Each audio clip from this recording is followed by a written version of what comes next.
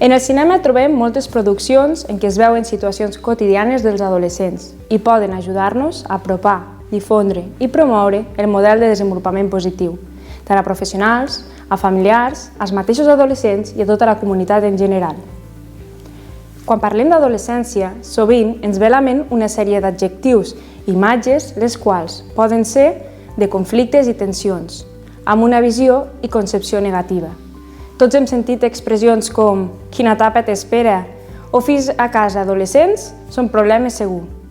Una suma de connotacions negatives d'aquesta etapa que provoquen que adults, professionals i els mateixos adolescents es posin en alarma quan sorgeix l'etapa adolescent. No obstant, des del paradigma del desenvolupament positiu, definim l'adolescència com una etapa del cicle vital fonamental, de creixement, de construcció i consolidació de la personalitat, plena d'oportunitats i possibilitats, tenint en compte una sèrie de competències, valors, habilitats claus que tot adolescent ha de tenir. Llavors, en què consisteix el paradigma del desenvolupament positiu i com treballar-ho des del cinema? Es tracta d'adoptar una perspectiva centrada en el benestar de l'adolescent, posant èmfasi a l'existència de condicions saludables i expandint el concepte de salut per incloure les habilitats, conductes i competències que són necessàries per tenir èxit a la vida social, acadèmica i professional. Així doncs, va més enllà de focalitzar l'atenció a les problemàtiques i conductes de risc que sorgeixen en aquesta etapa. Una de les tasques més importants a l'hora de construir aquest nou model va ser definir les competències que construeixen aquest desenvolupament. El model de les 5 Cs identifica els 5 indicadors principals per al bon desenvolupament de l'adolescent: competència, confiança, connexió, caràcter i cura-compassió. Quan totes les 5 Cs són presents, sorgeix una 6a C, la de contribució, a si mateix, a la família i a la comunitat i societat. El model de les 5 Cs pretén orientar els objectius per aconseguir en tot programa o procés d'acompanyament educatiu a fi de promoure el desenvolupament positiu adolescent. Per altra banda, sorgeix una proposta de treball que ens serveix de guia per tenir en compte totes aquelles competències essencials, concretament 27 competències que defineixen el desenvolupament positiu adolescent. Aquestes s'agrupen en 5 àrees: emocional, social, cognitiu, moral i el desenvolupament personal.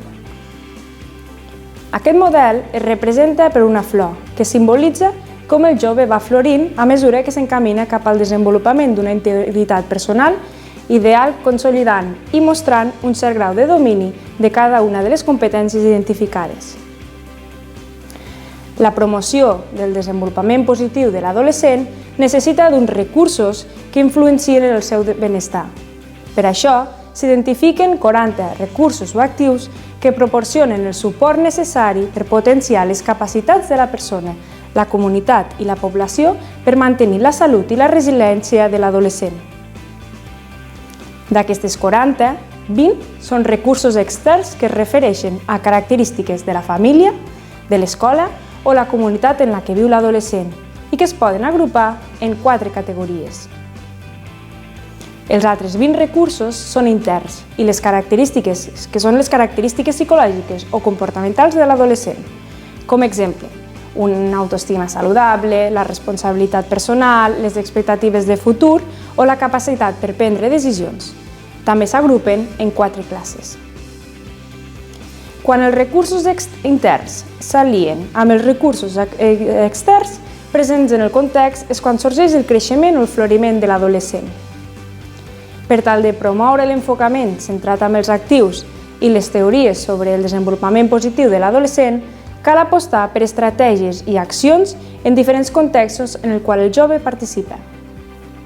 Per això, es proposa treballar aquestes competències a partir de pel·lícules on pugui identificar bones pràctiques educatives, trencar prejudicis i tabús, reflexionar sobre conductes, identificar metodologies i proposar accions favorables pel jove. Com s'utilitza el cinema com a eina educativa per promoure el desenvolupament positiu adolescent? Una de les accions impulsades per la Càtedra d'Educació i Adolescència és el cicle de cinema.